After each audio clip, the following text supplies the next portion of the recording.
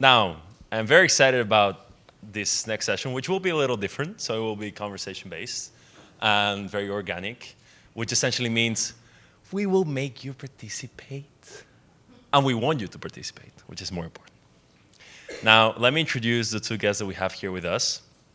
I'll begin with Dr. Karen Berry, who I've known now for quite a bit, for a year. Dr. Karen Berry, she's the curriculum director at Millstone Township School District here in New Jersey, Monmouth County. She's also superintendent of Roosevelt Public School, which is a school that has 88 students, pretty small. And essentially, she has extensive experience leading curriculum and instruction here in New Jersey, and as someone who's seen many things, right? I think that if I had to say something about your past experience, that you've seen many things and you've been just trying a lot of different stuff on different subjects, different grades, different levels, and I believe that's a wonderful asset that hopefully you'll be able to share with the crowd today. And on the other hand, we have Neily. Hello. Neily is a representation from a different state, which is a very important thing. Tennessee, right? Yes, there you go.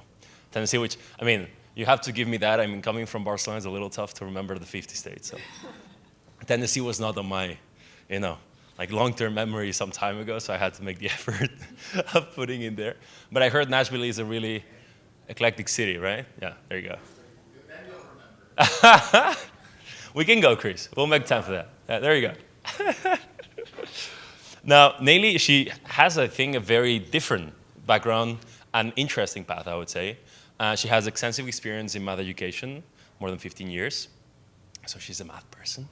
She was a middle and high school teacher, and she became a director of math in that area, right, in Tennessee. And after that, I mean, and I would love you to dive into that if you want, but just, I find it very interesting. And I know that some people in this room have that same experience, which is she moved along from high school to the early grades.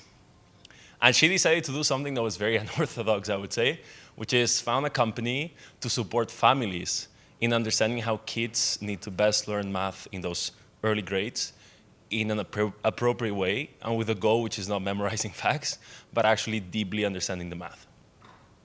Now, she's not going to say it, so I'm going to say it. She now has a community of 50,000 families globally that she creates content for and she works with. And I think that that's a wonderful thing. I mean, she can definitely bring a lot to the table, but something that I think we all think about and struggle with is how can we actually work with families? And Neily, I think, will be able to share a lot on this topic.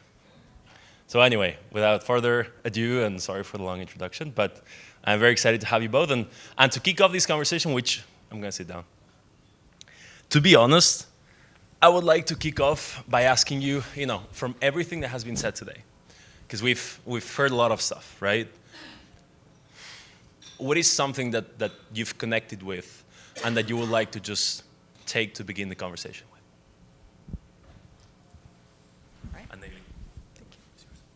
It is difficult to sit in one spot and not have a presentation because I am a little OCD. So just, I'm obsessive compulsive disorder. Oh, yeah. There you go. I have control issues. So the biggest connection I made was thinking of the students and what's right for them. As a director of curriculum and coming across really great ideas that I want to pursue for the district, it's always kids first. It's always thinking about what's best for the kids. And when Dr. Hibbs had mentioned the barriers, yeah, there's barriers. It's finding those teachers that are willing to try something new and getting past parents who are used to the traditional setting also, and getting them on board with knowing that we're doing this for your kids. So, always putting the kids first and jumping over those barriers. I love those two ideas. Neily, what about you? So both of the sessions that we listened to this morning both talked about kind of different angles of moving past the traditional ways that we've always taught. And really, when you think about the broader pre-K-12 education in our country, a lot hasn't changed since we were in school. And I think from a parent perspective, they expect school to continue operating in the way that is familiar to them. And so the work of how do we take what we know about what education should look like and really think about how many layers of people outside of this room or outside of, the groups that we've already gotten buy-in from, and how do we keep spreading it across many, many, many layers of people who have not even considered the idea that school should look different than it did when we were in school, and our grandparents, and One of the strange things, because Bernard, I heard you say, so I have a very unique position in that we have a shared service with an extremely small district. I don't know if any of you know a district that has 88 students in it, but our larger district wraps around this district, and they were struggling, almost having to close their doors. So we set up a shared service with them. So I act as their superintendent, I do their board meetings, I oversee the principal that I just hired. But when you work in two different landscapes like that, I can go into that tiny district and be like, guys, we're gonna try something new. And there are no barriers, because you literally have 10 to 12 teachers, you have, out of the 88 kids, I'll maybe have 50 families. These parents grow to respect you and trust you. It's so easy to gain that trust. And then you enter a bigger district. Now, Millstone is still small compared to Mineola or any other districts, Bayonne or something like that, or even Marlborough that Eric was a superintendent of. But you can still find that little light. You can still find those teachers that are as passionate about education as you are, and get them to try things. And you can get those parents who will trust that you're making the right decisions because you are the educator.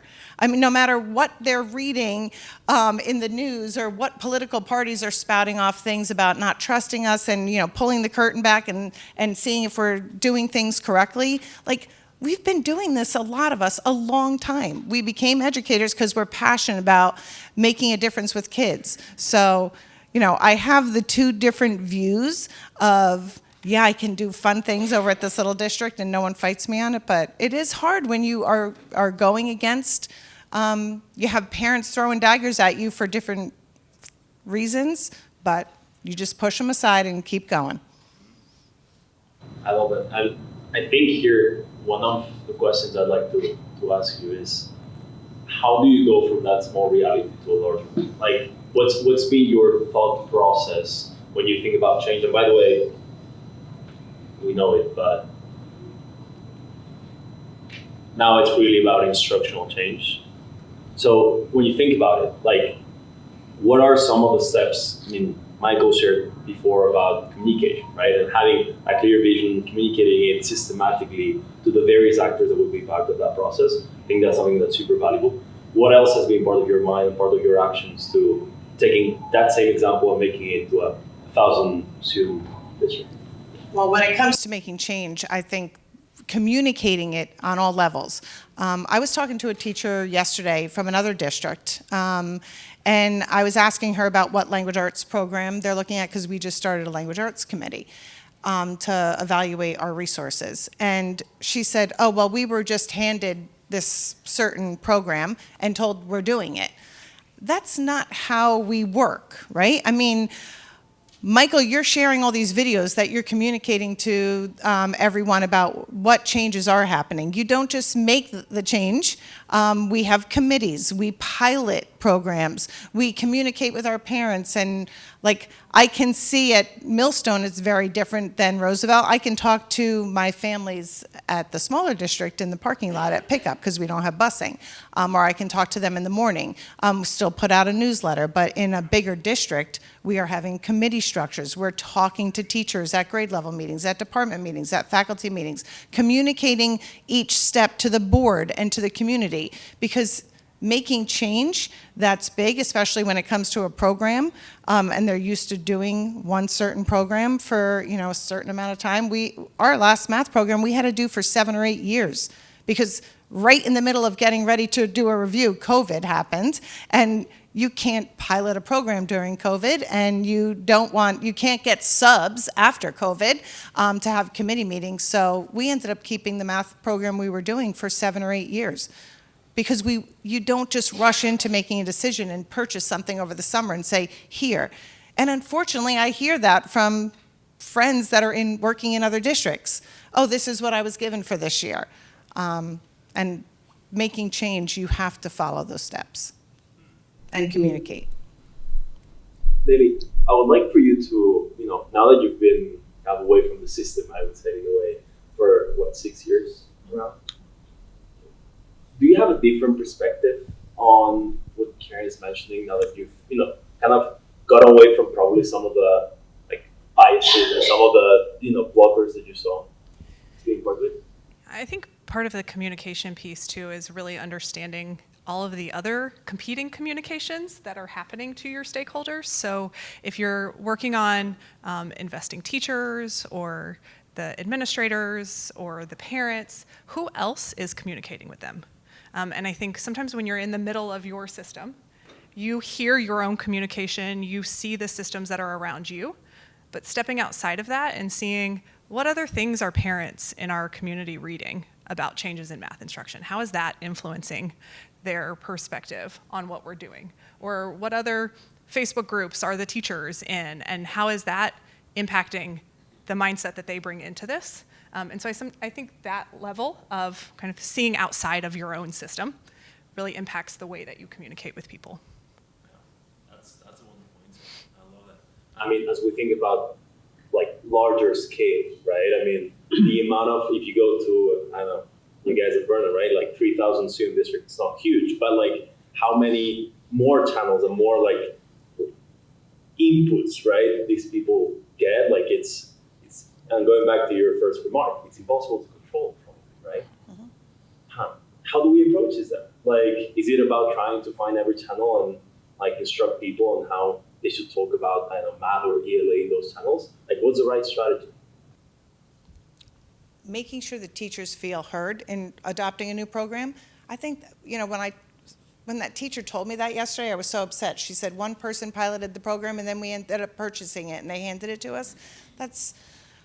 We email our staff, we're going to have a committee, we're looking for people to pilot. You look for volunteers. You don't just say, you're piloting. You ask for people who are willing to open their doors, open their minds to a new program. And then you, bit by bit, other teachers, it's contagious when they see how excited they are about a new program, or maybe that they don't like the program. Last year, we piloted 3 different math programs to decide which one was best for us. So we opened many doors in the building to see who was interested in trying something new. The current program we were using came up with they didn't have a new textbook per se that was ready, but they had a new online platform. So people piloted that. When you're sampling different things and giving teachers the chance to try things, they're talking. It doesn't just have to be organized conversations from us. They're talking about the programs that they're doing at lunchtime or before or after school in their department meetings or their grade level meetings. So we can't just operate in this tiny little container where we just have one person trying something, just getting more people involved. And there are teachers that are willing to do that. Yeah, I think that's exactly right. And asking yourself the question, who is at the table as we make these decisions? And then how does that influence spread from those people? And so if you want your teachers to be bought in, there need to be teachers involved in the decision-making process, and the teachers need to be piloting it. And you need to be thinking about, are these the right teachers to then help spread this through our school community? And the same with parents. Who are the parents in our community that have the most influence, that people look to say, well, if this parent is on board with this thing at the school, then I feel more confident trusting it for my kid too. If you know who those people are and you bring them into the conversation, that ripple effect is going to happen as the word spreads and as more people get bought in. So here, if we break it down into pieces, is thinking who should be on that table, and then really making sure that those people are those voices are heard, right? Because then many times we can fall into perhaps doing the first and not the second. That makes a lot of sense. Now I want to pass it on to each and every one of you.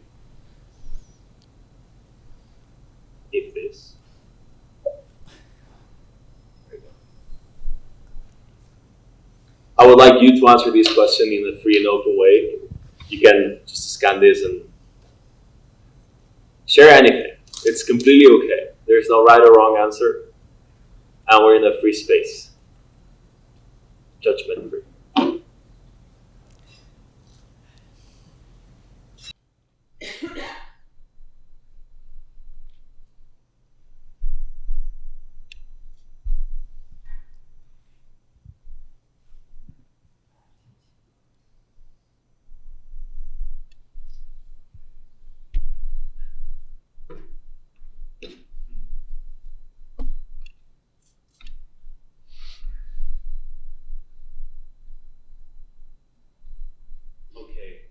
So I think we haven't left enough today, so I'm going to challenge you on something that's unrelated to the session. Please find the word that is not in English in the English screen. Can anyone find it? It's an important word. Assessorment? Assessment in Catalan.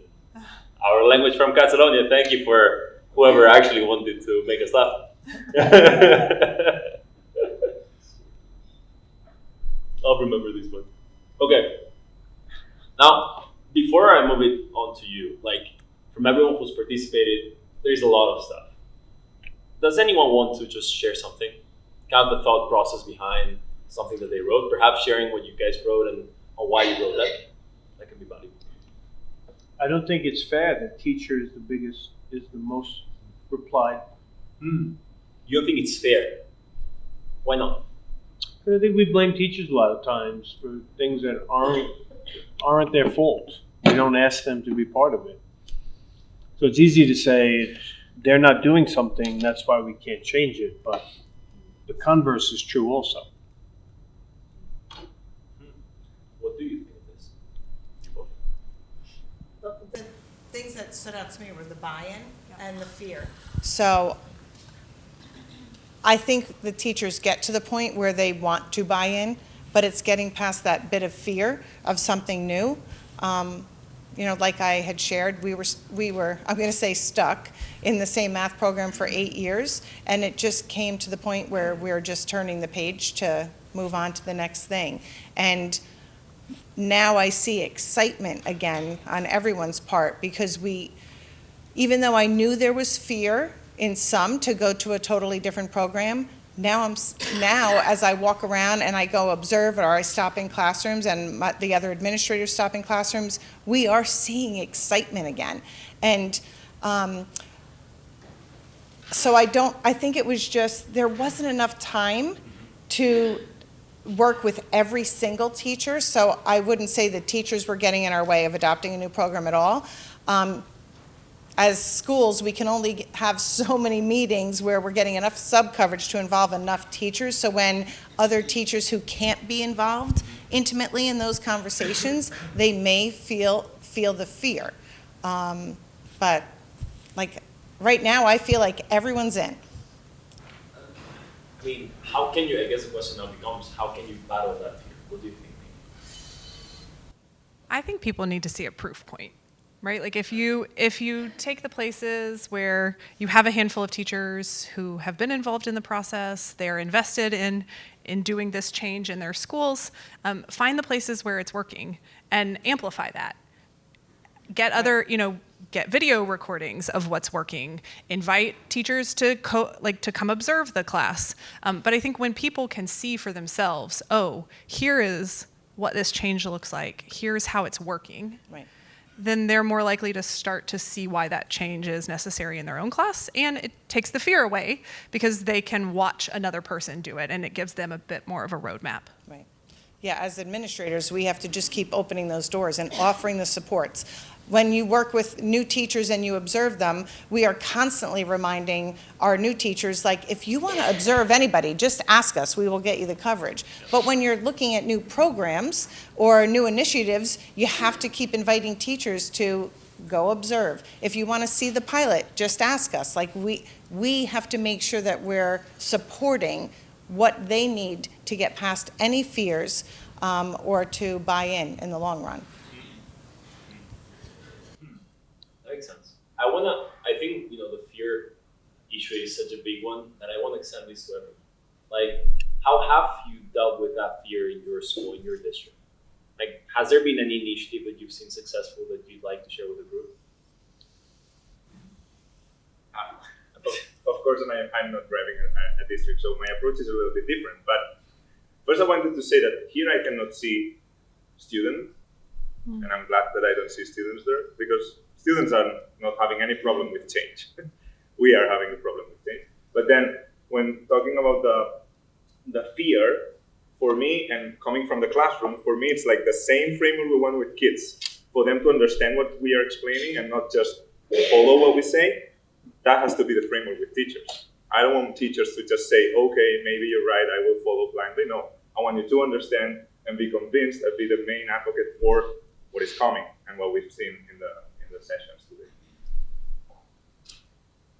What do we think? Do we agree with that? What are some of the challenges? Because Karen, you were mentioning time. Like you were mentioning sometimes like it's really hard to put more meetings on the schedule. And I mean, I think that to some extent we cannot radically change the system.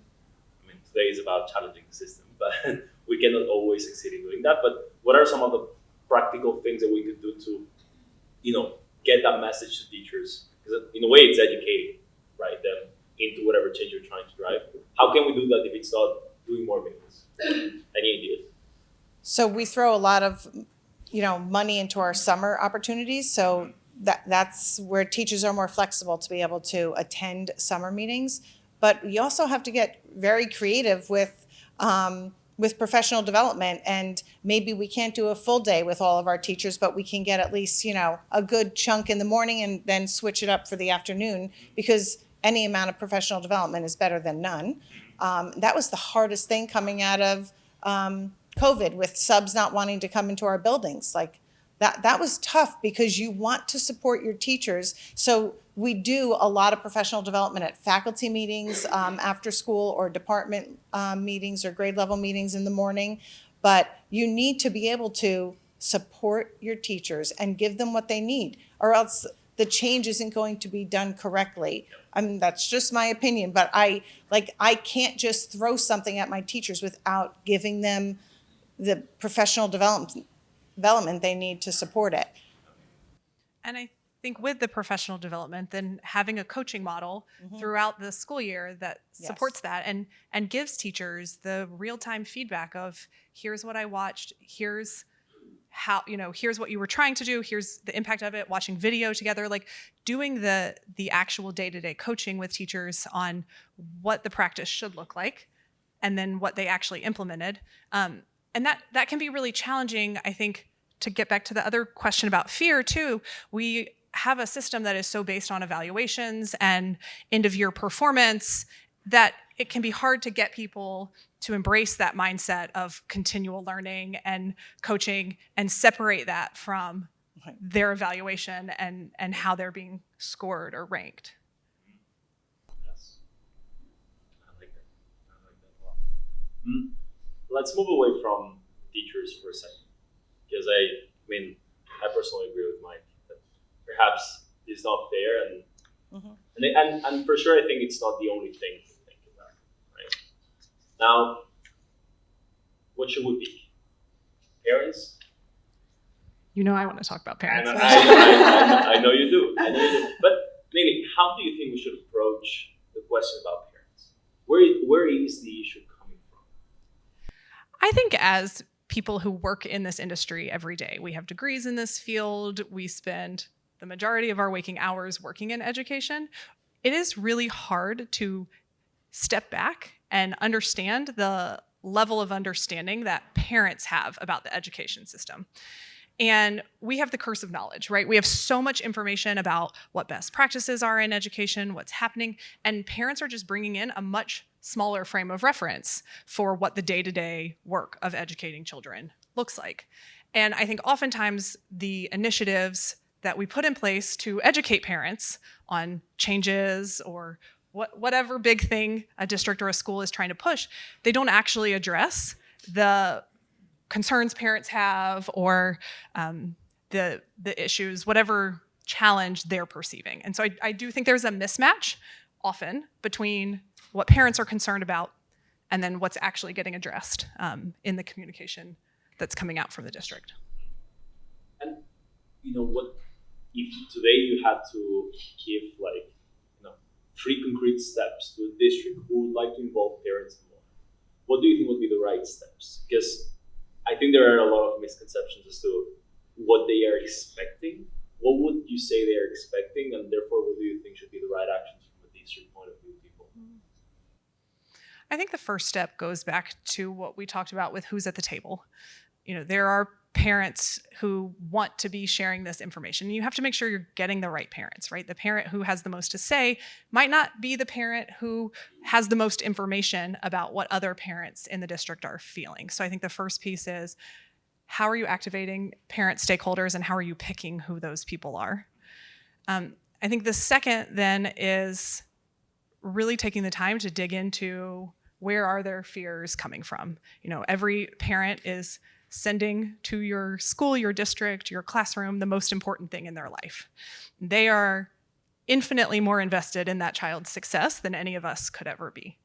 And so figuring out if we know that is true, that this parent is the most invested person in this child, then why are they advocating for something different than what we're advocating for? Where is that breakdown happening? Where do you think that's happening? In your experience, where do you think mostly that's happening?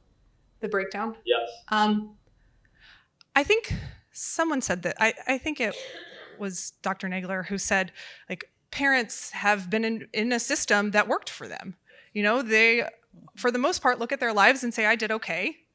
I want my kid to turn out okay like I am. And so you have to be able to convince parents, and not just convince, you have to help parents see what is possible for their child beyond what they've been able to accomplish in their own life, and how this change that you are advocating for will get them to that. And that's really hard for a parent to be able to envision something for their child that is different than their own lived experience. Or they went on the internet and found the answer. Yeah. Because Yeah. Parents are very bold. Parents would not go challenge a brain surgeon if the brain surgeon said, this is the procedure we're doing. They don't have a problem challenging school. It's so true, because everybody went to school. Everybody has experienced this system as a person deeply involved in it.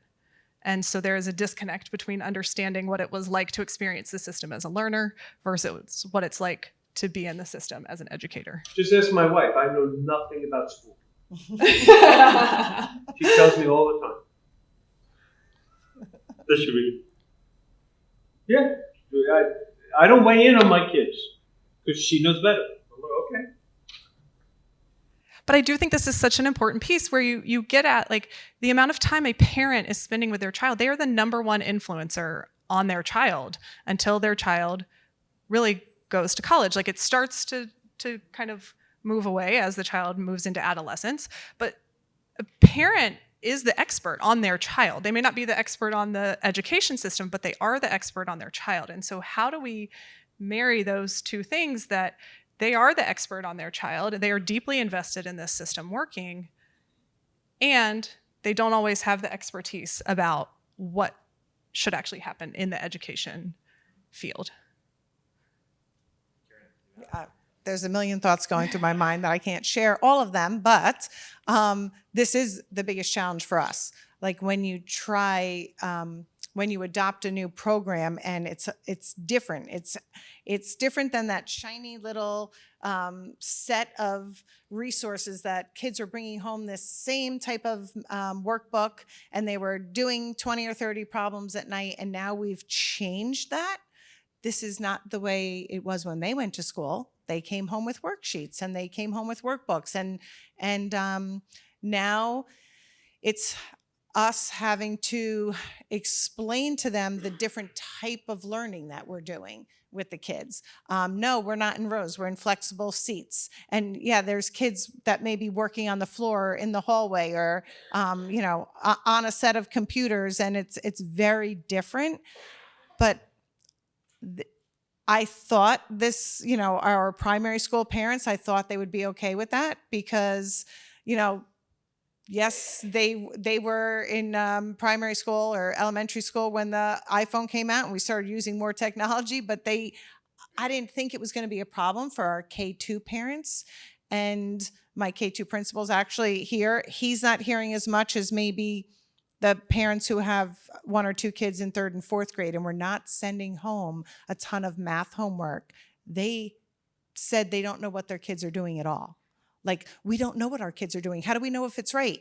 And like, that's when my defenses go up at a parent info session. And I'm like, you have to trust. We're teaching a foundation. We're doing things a little bit differently. But parents have a hard time letting go of the traditional. That's why teachers don't have a hard time letting go once they're over the fear. It's parents are having a very hard time letting go of traditional instruction.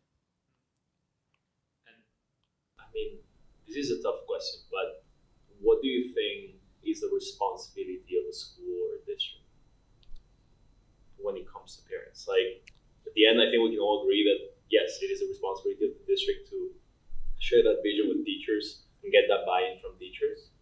But it's your responsibility as well to do that with all families in the district. And I'm not asking if it's possible or realistic. I'm asking like more of a moral question. Like, is it something we should try and do? Well, I'm sure many of us in this room offer parent information sessions. When we're a smaller district, so let's say we have 1,100 students, and when we only get 28 parents showing up at a parent information session, that's an improvement from pre-COVID.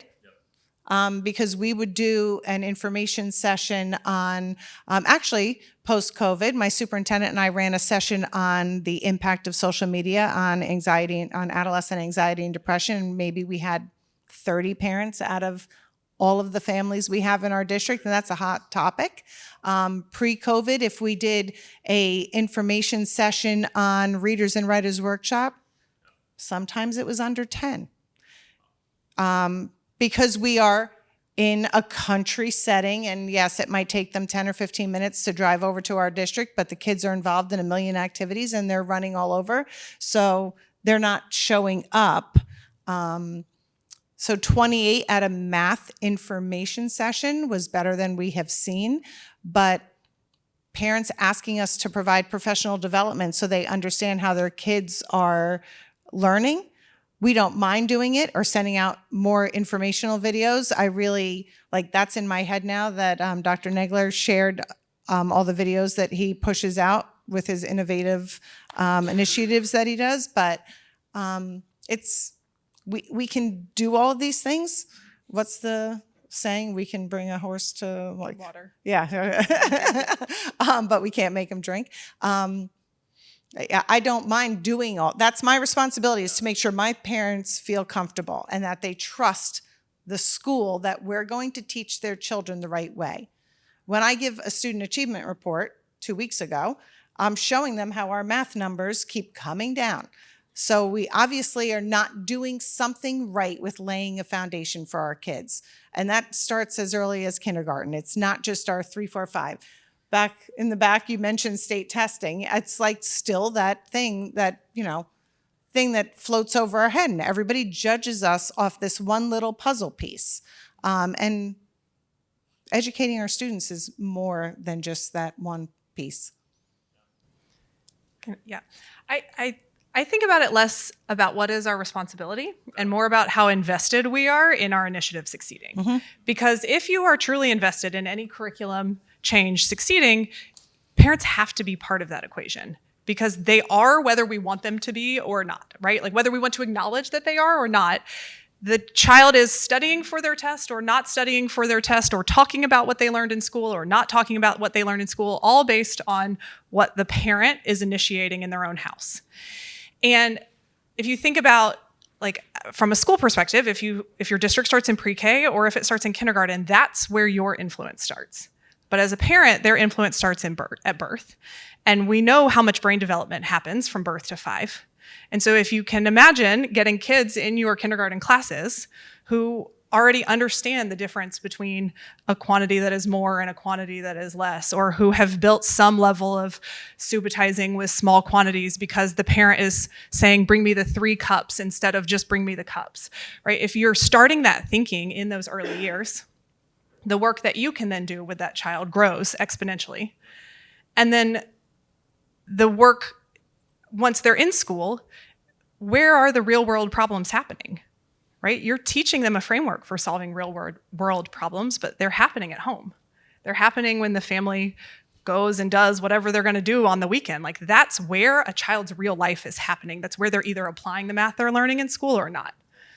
So I think the responsibility is really, how much do we want to make sure that that level of influence is successfully happening behind our change? I think an interesting question in my mind is, how can you reconcile the fact that there is so little parents going to these sessions with the fact that you have a community of 50,000 parents that has been growing like crazily for the last 5 years? I struggle to reconcile those two facts. I think it's how parents consume information, right? Like, you're taking one kid to speech therapy that isn't offered at their school after school, and then another kid has soccer practice right after that, and you didn't finish all of the work that you were supposed to do because the speech therapy starts at 3:30, and so then you have to go home and you have to make dinner, and then you have to finish your work, and then you get another, right? There's a million things happening. Yes. But what are they doing as they sit and wait for speech therapy, right? They're scrolling, right? And so they're consuming information in these tiny little bits of time, right? That's why, like, informational videos, they have 5 minutes here and there. And so they can be consuming that information, and they do want the information, but it's just, Yeah. busy. Everyone's overbooked, and Yeah. you can't blame. Like, I mean, my boys are in their 20s now, and I have a lot more time on my hands than I did when they were in school. Like, you're running all over the place. So yes, being more creative with getting the information out to parents is probably the direction that I have to go for our district with, adopting new programs. And I do think there's a real challenge here too, that should be named, like, putting everything in a 5-minute bite-size, like, social media consumable piece of information is not always best practice, right? Like, there are things that are best delivered in an informational meeting. And so I think that piece is something that is still a challenge to overcome, because if you can't get it in a 140 character tweet or whatever it's called now, and how many characters you have, TikTok. like, yeah, like, then how do you communicate it still in a comprehensive way? But it's important to recognize you have to do all of that. You have to have the information meeting, Yep. you have to have the tweet, you have the video, you have print, you have communication to your whole community, not just your stakeholders. So if you're not doing all of those, you're not doing communication. We have a full-time web person that all they do is social media post all day.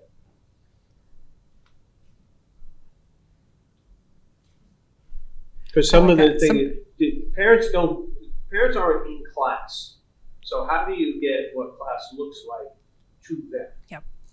And social media is very good. I think there is something that has come up implicitly so much today, which is, we don't know what we don't know. Like, let's just face that fact and let's be aware of it. Like, how can we get people to at least know what they don't know? Right? That would be a good goal. Move from that end of the circle to the inner version. Right? Now, I do think that we've talked a lot about curriculum, about programs. Now, let's just take a step back. And obviously here we've dealt with, teacher, the parent's mind, which is fundamental for sure. But as we think about instructional change, what else beyond the new curriculum and beyond the process that we follow to get a new curriculum is important? What do you think? Well, my dissertation was on, the influence of social media on adolescents. We all know that these kids, they're the I generation, and their attention span, because they're getting all those little snippets, we have to engage them. So when we go back to what Dr. Hibbs and Dr. Nagler showed the picture of the classroom, and Eric showed the picture with the teacher teaching the same way, but just off of the smartboard. When you walk into classrooms and you just see different types of learning going on, there's major engagement. So I walked, we have a lot of electives going on, even at our middle school level, because student choice is so huge. I have one of those children that did not like having to take certain classes. He wanted to do the classes that he was doing. He's at Rutgers right now, and they offer asynchronous or hybrid courses, and he loves that. He'd rather do that than sit in a room, because he definitely undiagnosed ADHD, but he likes to learn, but he wants to do it at his own pace, and he wants to learn his own thing. He cannot stand when you go to college and you have to take the liberal arts courses. Doesn't understand why he ever has to do those. But at the middle school, we were putting our kids through these same rotations of 1 marking period computers, 1 marking period art, 1 marking period music, and they're doing this curriculum, and it's just getting a little bit more for 6th, 7th, and 8th. So years ago, we surveyed our students, and we came up with all these different new electives. So if you like art, you can do that as a 7th and 8th grader. You can take graphic design or advanced art, or you can do video production, or right now, there's an elective that one of our teachers asked to create, a Shark Tank elective. So it's a math teacher who's teaching during his prep for a half-hour elective for a marking period. And we have an ocean science or a marine science elective that a science teacher asked if she could teach, because that's their passion. So besides teaching their regular classes, they're volunteering, although we end up paying them for it, to teach an elective as their passion project, and kids are loving it. We have kids learning guitar, ukulele, piano. We have to give this student choice. I observe all the first-year teachers, and then I follow up over the years to see how things are going. The problems that I see is when new teachers think that, I was joking with my principal because I observed her as a new teacher years and years ago. And I said, you felt like you had to talk the whole time when I was observing. I want to see the kids doing something. I want to see the kids talking to each other. And she said, I was a first-year teacher, and I thought that I should talk for the whole 40 minutes. So, you're not going to have student engagement with a teacher just standing in the front of the room. They're the facilitator of learning. So those are the best classes I walk into, is when the kids are engaged and they're either turning and talking, or they're working on a project amongst themselves, and the teacher is the facilitator. Neily, I'd love for you to dive deeper into that, and specifically the pedagogy. And how can we work on math and really make sure that we cover standards while ensuring that there is this engagement? Where is the magical recipe?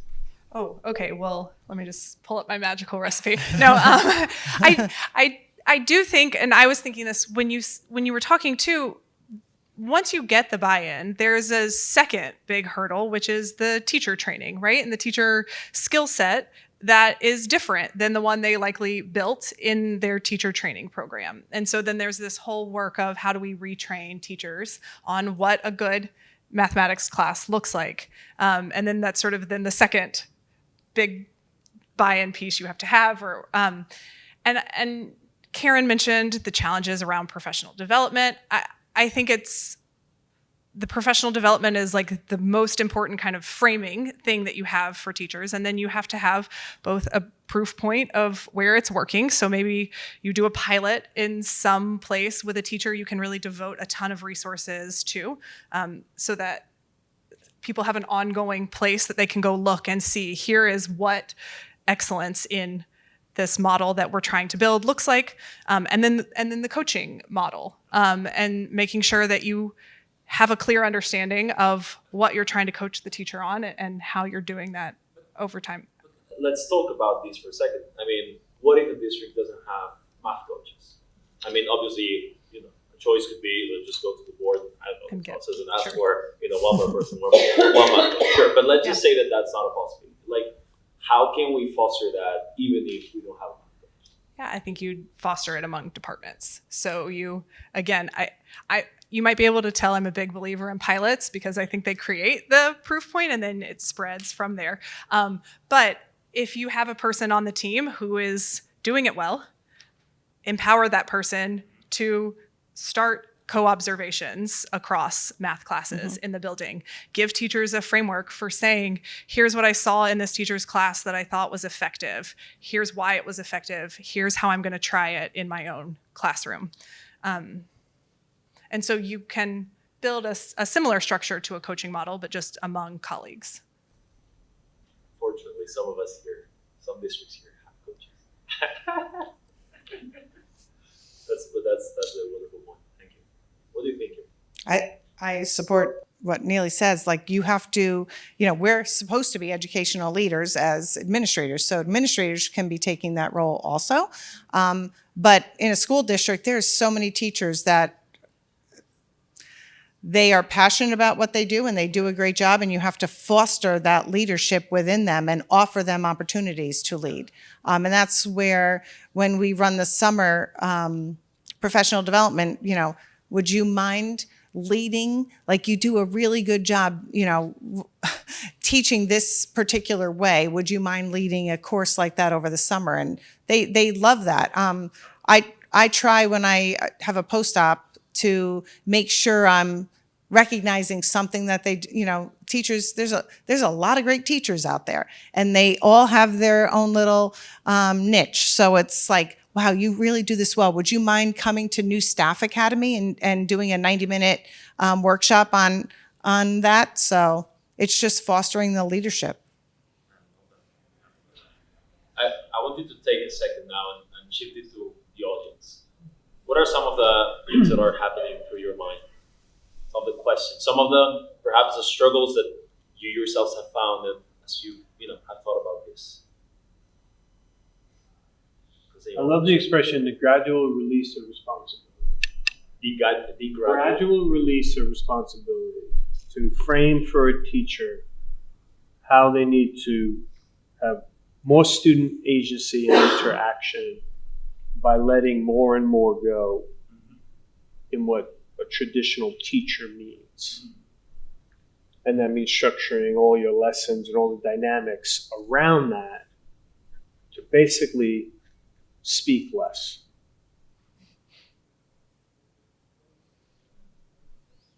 Yeah, I do think it's a really powerful question to just ask teachers, who is doing the thinking in this room, right? Like, to get them to reflect on, who are the people doing the heavy lifting of the math work in this class? And sometimes that question can kind of open their mind to seeing it differently. Well, some of the evaluation models lend themselves to this. So I don't know who uses Danielson, but that's what we go over with our New Staff Academy when we have our first year teachers come in over the summer. It's, if you look at a level 4 on Danielson, the students are doing most of the discussion, right? They're asking the questions.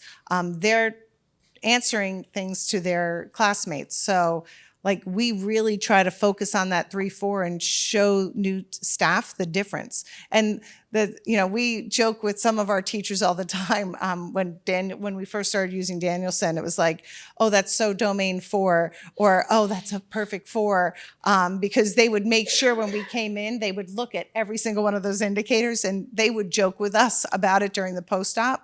But then you see the difference of the student engagement when you design a lesson like that, and you kind of step back a little bit and let it happen amongst the students themselves.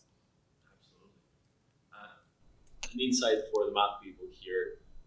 Who here knows the book Building Thinking Classrooms? Some people do. Okay, for those of you who don't, please go and check it out. I think it really embodies many of the ideas of what it means to give that voice and that thinking to the student. Does it in a very effective way, maybe, but that's powerful. Okay, I have a tough question, and audience, get ready, because if you have one tough question, I want to ask you. Mine is, what about principles? Because, and perhaps I am super biased in saying that this is a tough question, but I feel like coming from a background where, because in Spain districts don't exist, just so that you know. And so you don't have that role of a curriculum, right? Or a person in charge of math, right? And so at the end of the day, when you're thinking about a curriculum change, the first person is the principal. And here, I sometimes feel like they are just not part of the equation. It's like, my responsibility is to make curriculum, so the principal will just need to embrace and accept and support, I guess, that change. But I don't know. I feel it's not obvious. How do you think principals should be part of this, being honest? And what are some of the good practices and not so good, perhaps, that you've seen in the past? So the good practices, we tried to set up a model at our district where each administrator, principal, assistant principal, directors, there's only 9 of us admin at Millstone. Everyone is connected to a department in some way. So when we were doing our math committee, my primary school principal was the one facilitating and organizing those meetings. And I would go, but I felt like he was doing the majority of the work. But like we're going in there as partners presenting things to our teachers. So connecting our administrators to a curriculum area, a specific curriculum area, I think I've been in the district this is my 19th year. And when we did that about maybe 10 years ago, you see a shift into really connecting with that content area, and then at administrative meetings, sharing the ideas of what's happening in a particular content area or committee that's operating at that time. That has made a difference. Because if the principals don't have the buy-in, that could be worse than the teachers not having buy-in, right? Because you need that support. Because as a central administrator, you can't be everywhere. And the principals can't always excuse themselves from their building to go to a committee meeting that they're not leading. So it's just making sure that communication has been the most important, I think. And it's probably easier on a smaller team. But I'm sure it happens at big districts too. Neily, you were in charge of 6 schools at the time. Like, how did that happen at a larger scale? Yeah, so I think there's an interesting overlap between parent buy-in and principal buy-in. Neither of them are the ones directly running the system, but they both have a huge impact on whether it's going to succeed or fail. And they also are not the ones who are going to know it at the expert level. So you have to kind of pick and choose what the most important information is to get their buy-in and to make sure that they are effective in clearing the path for teachers to run this system effectively. So I think that piece of knowing what the most important information that principals need to have is, and that's going to look different based on whatever your initiative is. But I love Karen's system that they have in place, the size of your district, the initiative you're running, all of that is going to influence how you get that information to principals, but really having a clearly defined, this is what principals need to know in order to make sure that they are picking successful data analysis systems school-wide or messaging to teachers what policies around where kids sit, whatever the policy is, they're the ones naming that, and they need to have the information about how it connects to the math program. Bernard, I just want to so when I was hired as an assistant principal 18 years ago, the superintendent at the time had said to me at some point, you are in charge of operations, making sure the school runs. You are not the educational leader. I want to see the principal be the educational leader. And I became a teacher because I love education and I love learning and I love teaching.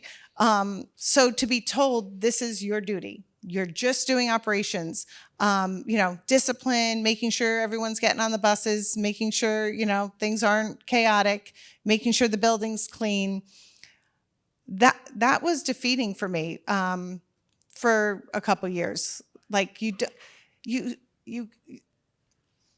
it's like they're taking the passion, they're trying to steal the passion from me and just making me be a manager.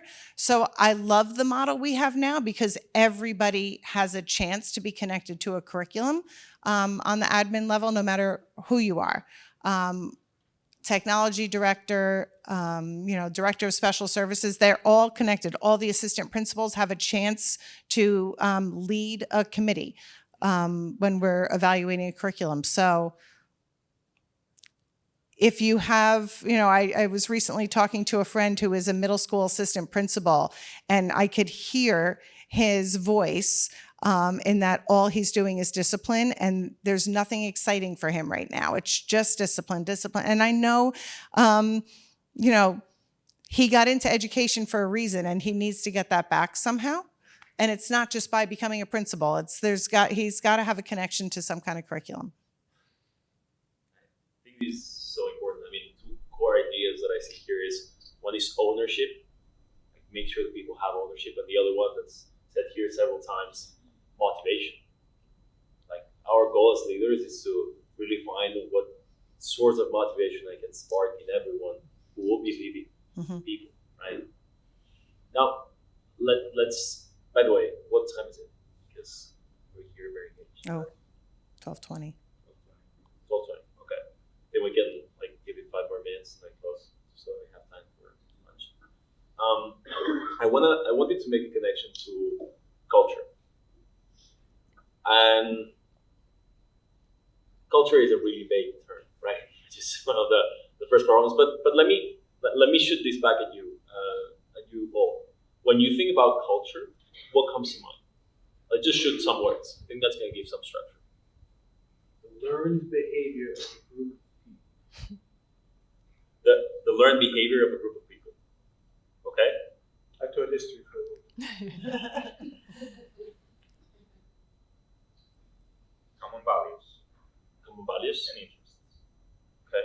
Behavior, values. What else? Diversity. Interesting. Diversity, values, behavior. Okay. What else? Language. Very connected, probably also to, I would say, values and behavior for sure. Okay. What else?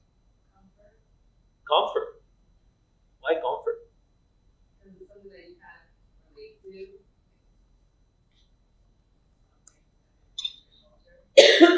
So something that's known, that's common.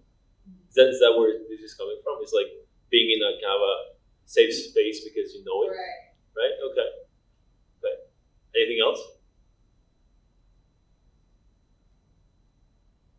How you reference it also. So you're referencing the culture of a building as opposed to your culture. Two very different things. Your personal culture, you mean? Yep. Well, how do you build this? And here I'm gonna I really wanna push everyone to think about this because, and I'm gonna make a connection, right? So if you're in a private organization in any industry, you can potentially fire everyone and rehire. Obviously that doesn't make sense. But my point being, you have the flexibility to do whatever, I guess. But in a school district, you cannot do that, right? I mean, you're kind of, I don't want to say stuck because that's not true, but obviously there are more constraints, right? So how do you make sure that, considering that you don't have so much agency as to what the team is going to be, how can you make sure that they're all in line and not in line in the wrong way, aligned, right? Same values, same behaviors, same kind of language. How can we achieve it? I think the school culture is built, they have to trust that we're all there for the same reason, is to educate the students. So I think once your teachers see that you're working toward that same goal with them, I think the culture is positive. I think they're willing to try anything, and they're willing to, we have ice cream socials, during the year. We'll have a family reading night or when you have teachers showing up for that, you are like, wow, the culture's like, they're not asking for anything in return. And you know you've built that positive school culture. But how do you build trust? Neily, how do you build trust? I think culture is so often built through influence, right? There are people in any given culture who others look to as the models of what it means to be in that culture, right? You could make it a school culture, a family culture, or a community culture, whatever it is. Like influence is already happening all the time. And so if you want a change to happen within your school culture, you have to look for where is the leading through influencing already happening? Who is doing that leading? It doesn't always happen from a person who is a named leader. But where is that leading through influencing happening? And how are we using that system that is already in place to enact the culture change that we feel is best for students? And it isn't always positive. Exactly. And so if you think there's something that's good for students, you can shift the tides to make it a positive influencing culture. Goes back to the idea that you guys shared before about empowering the right kind of people. Right? There might be more happening, more good happening that we haven't perhaps like given enough voice to or spread this enough. That's a big one. Okay. Now, before closing, I wanted to do two things. One, I wanted to ask our speakers to share one time in which you failed really badly at trying some sort of instructional change. And perhaps now you say that it didn't happen, but I think hardness probably did. Any like big failure, the biggest it can be. And embrace it, please. I would think the first, when I became a principal at the middle school, you have all these these ideas of how you can run a meeting, a faculty meeting, and you go in there and I get excited about some ideas. So I go in there and I'm excited, and then it's like someone popped and deflated me because they're not as excited as I am. That's usually where I'm like, oh, I should have thought more. As first year principal, I had been there for a year as an assistant principal also. So I should have known my audience. And when I go in with these big ideas and it's 3:00 and they're sitting there like this with their coats over their lap, just waiting, give us the information and we want to go. I knew that I had to work on my culture and that I needed to get to earn their trust first. I keep going back to trust because they need to know I'm working as hard as they are. Our teachers are working hard and they need to know that I'm in the trenches with them and I'm willing to do whatever I can to help them as well as do my job of the paperwork stuff and everything else you have to get done. So I know that I started to change that culture my first year by doing some fun little activities at faculty meetings where they could win something, made some competitive moves, and that they could win me covering their class so they can leave early one day, and they love the time. So sometimes they feel like we're not willing to fill their shoes. So you go in and you teach a language arts class for somebody one period so they can leave early. I gained a lot of trust real quick, or just jumping in and trying to teach a math class. I'd be so much better now. But 15 years ago, not so much. So I had to earn that trust. I went in with, let's do all this fun stuff at a faculty meeting and get them learning about different ways of teaching. And I had to relearn the staff real quick.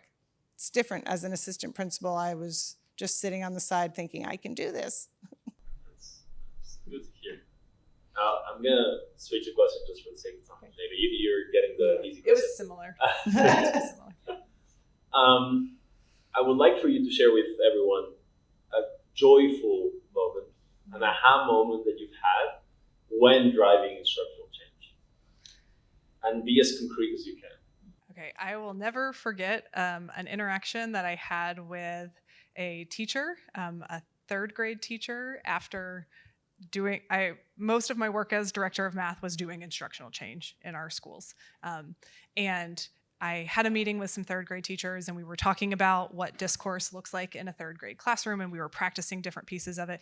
And afterwards the teacher stopped me and literally was like tearing up. And she was like, "You've totally changed my understanding of what it means to teach math. And like, I wish somebody had taught me math this way."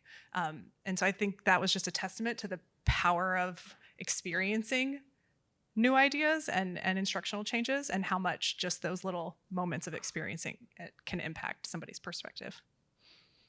That's beautiful. Thank you. Yeah.